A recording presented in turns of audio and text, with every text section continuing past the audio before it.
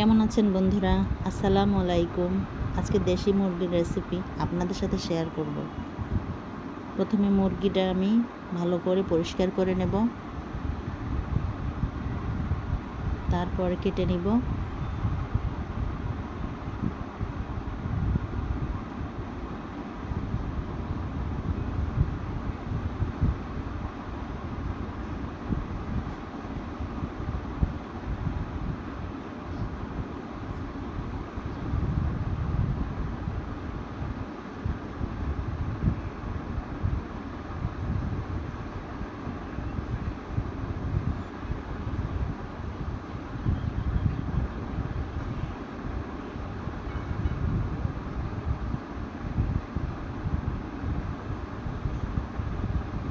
এভাবে করে মুরগিটা আমি কেটে নিলাম।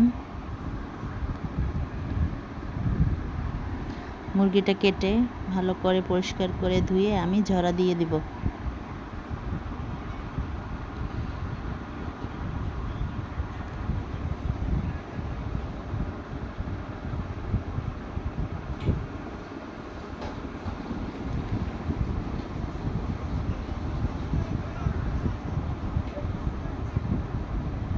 কড়াইতে 2 চামচ পেঁয়াজ বাটা, 1.5 চামচ পরিমাণ আদা রসুন বাটা,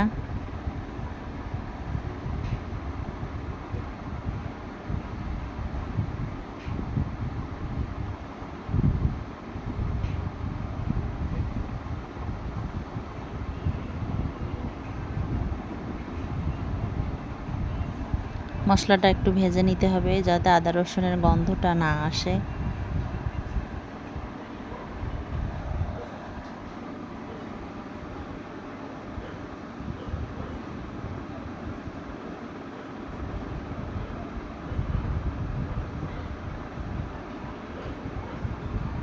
এখানে আমি ঝাল, এলাচ, দারচিনি, তেজপাতা সব দিয়ে দিয়েছি।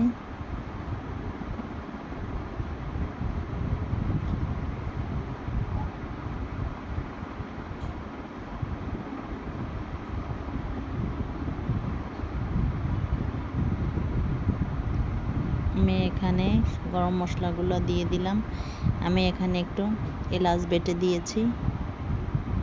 মশলাটাকে এখন ভালো করে কষিয়ে নিতে হবে।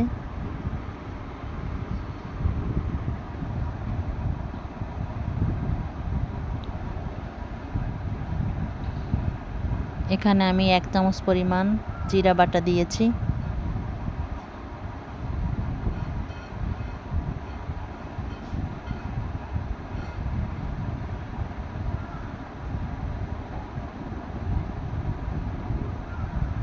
স্বাদ মতন লবণ,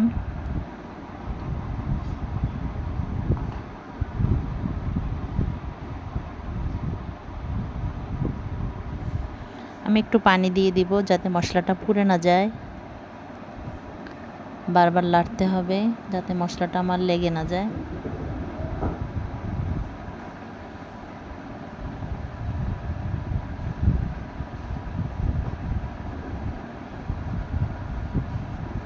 এখানে 2 চামচ গুঁড়া মরিচ দিয়েছি।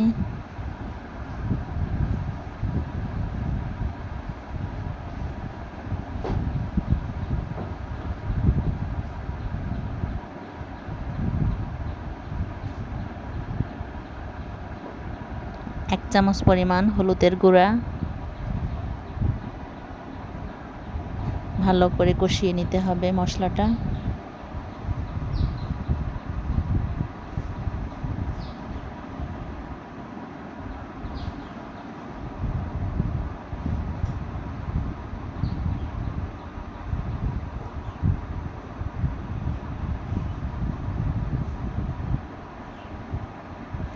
আমার মশলাটা কষানো হয়ে গেছে। আমি এখন মাংসগুলো দিয়ে দিব।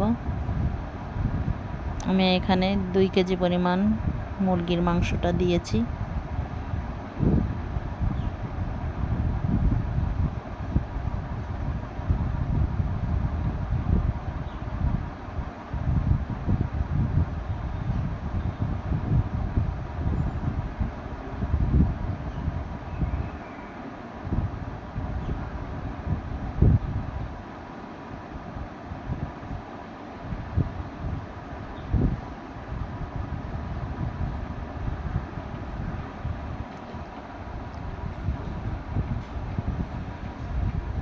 আমি এখন কড়াইটা ঢেকে দেব। আমি এখন তেলের কষানটা দিচ্ছি।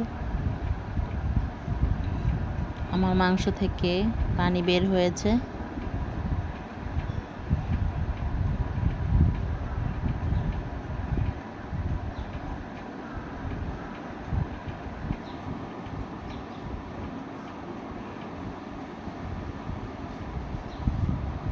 তেলটা উপরে উঠে আসছে।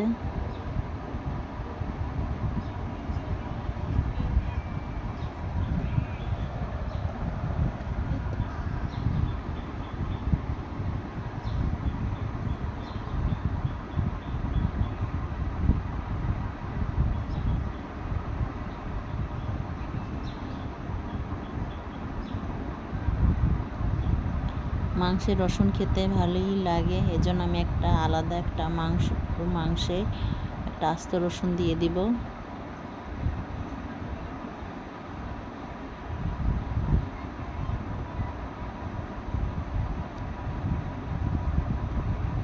আমি আলাদা পানি গরম করে রেখেছিলাম। এখন আমি 1 মগ পরিমাণ পানি সিদ্ধর জন্য দিয়ে দেব। মাংসটা যেন একটু কষানো হয় এজন্য।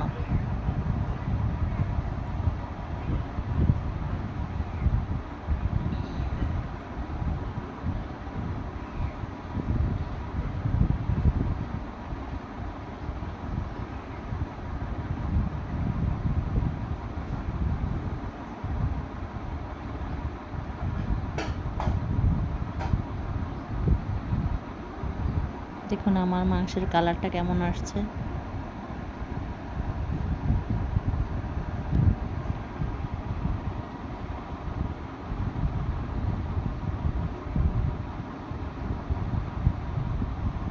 আমার তেলের কষানো এবং 1 মগ পানির কষানো হয়ে গেছে। এখন আমি আলুর কষানটা দেব। আমি আলু দিয়ে দিলাম। আমি এখানে 2টো আলু কেটে দিয়েছি।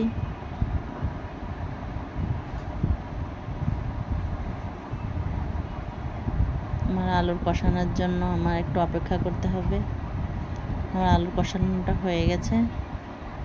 এখন আমি ঝোলের পানিটা দিয়ে দেব। এখানে ঝোলের পানিও সিদ্ধ হবে, আলু সিদ্ধ হবে, মাংস সিদ্ধ হবে এবং তারপরে ঝোলের পানি থাকবে। এখানে আলাদা করে আর কোনো পানি দেওয়া হবে না। দেখুন আমার তরকারিটা কেমন হচ্ছে। আমার ভিডিও যদি আপনাদের ভালো লাগে আমাকে লাইক, কমেন্ট এবং শেয়ার করবেন, আমাকে সাবস্ক্রাইব করবেন, আমার জন্য দোয়া করবেন।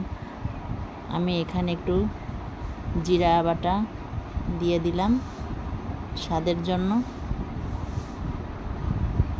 আপনারা বাসায় এভাবে দেশি মুরগি রান্না করে খাবেন। দেখুন আমার তরকারিটার কালার আস্তে আস্তে আসছে। আমার মাংসটা অনেকটাই সিদ্ধ হয়ে গেছে।